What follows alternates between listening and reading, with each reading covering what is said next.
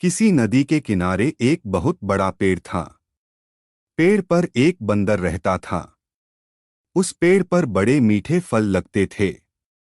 बंदर उन्हें भरपेट खाता और मौज उड़ाता। वह अकेले ही मजे में दिन गुजर रहा था।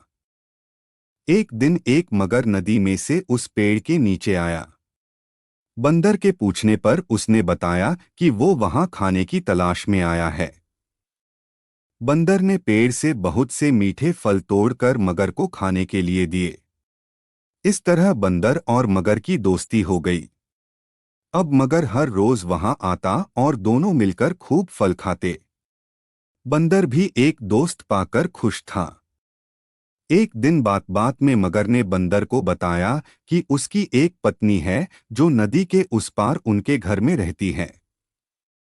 तब बंदर ने बहुत से मीठे फल मगर को उसकी पत्नी के लिए ले जाने के लिए दिए। इस तरह मगर रोज जी भरकर फल खाता और अपनी पत्नी के लिए भी लेकर जाता। मगर की पत्नी को फल खाना अच्छा लगता है, पर पति का देर से घर लौटना पसंद नहीं था। एक दिन मगर की पत्नी ने मगर से कहा, अगर बंदर रोज रोज इतने मीठे फल खाता है तो उसका कलेजा कितना मीठा होगा। मैं उसका कलेजा खाऊंगी। मगर ने उसे बहुत समझाया पर वह ना मानी।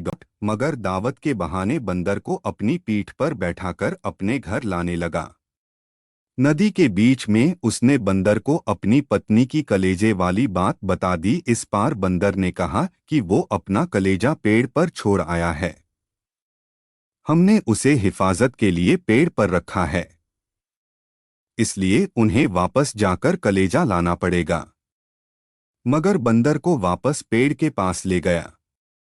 बंदर छलांग मारकर पेड़ पर चढ़ गया। उसने हंसकर कहा, जाओ मूर्ख, जाओ घर जाओ और अपनी पत्नी से कहो कि तुम दुनिया के सबसे बड़े मूर्ख हो। भला कोई भी अपना कलेजा निकालकर अलग रख सकता है। बंदर की समझदारी से हमें पता चलता है कि मुसीबत के वक्त हमें धैर्य नहीं खोना चाहिए।